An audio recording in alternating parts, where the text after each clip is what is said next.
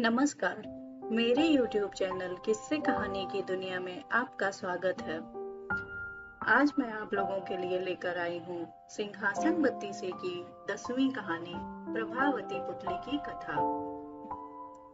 10वें दिन दोबारा राजा भोज सिंहासन पर बैठने के लिए दरबार पहुंचे। तभी 10वीं पुतली प्रभावती ने सिंहासन से निकलकर उन्हें वहां बैठने से रोक दिया।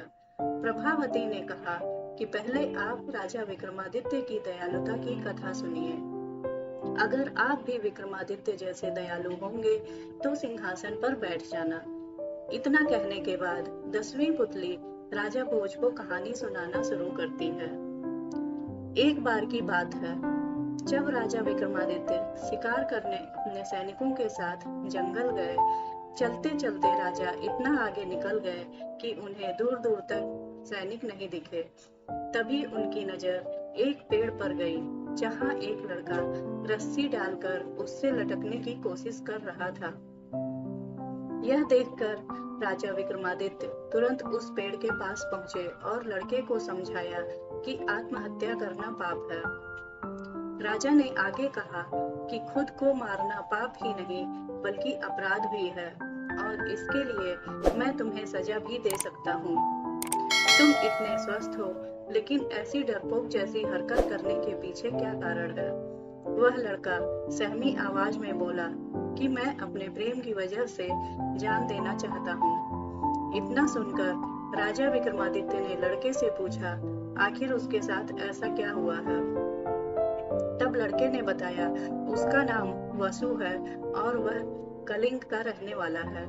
एक दिन वह जंगल से गुजर रहा था, तभी उसकी नजर एक लड़की पर पड़ी। युवती को देखते ही उसने शादी करने का प्रस्ताव रख दिया, लेकिन लड़की ने विवाह करने से मना कर दिया। इसकी वजह उसके पंडित की भविष्यवाणी थी कि वो जिससे भी प्यार करेगी उसकी मौत हो जाएगी। इसी वजह से उसके पिता ने भी उसे पैदा होते ही दूर एक कुटिया में भेज दिया था। दर्द भरी आवाज में युवक ने आगे कहा कि लड़की से विवाह करने के लिए मुझे गर्म तेल की कढ़ाई में कूदकर जिंदा निकलना होगा, जो संभव नहीं है। इसी वजह से अब मैं जीना नहीं चाहता। वसु की बातों को सुनने के बाद राजा विक्रमादित्य ने उसे वचन दिया कि वो उसका विवाह उसी लड़की से कराएंगे जिससे वो प्यार करता है। इतना कहकर राजा अपने साथ वसु को लेकर लड़की की कुटिया में पहुंच गए। वहां पहुंचते ही राजा विक्रमादित्य ने कुटिया के तपस्वी से उस युवती का विवाह वसु से करने की बात कही।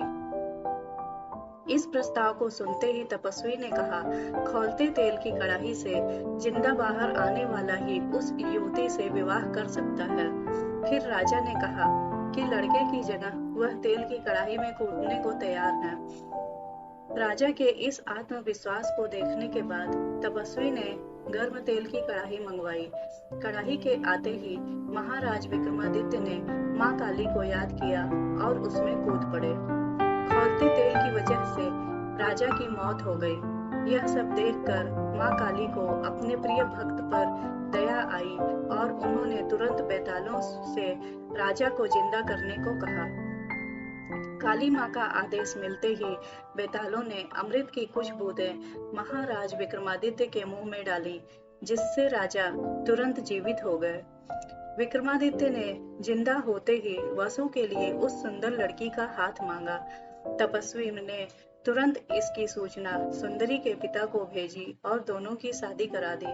विवाह संपन्न होते ही वसु ने राजा विक्रमादित्य को शुक्रिया कहा और खुशी खुशी लड़की के साथ अपने घर की ओर निकल पड़ा।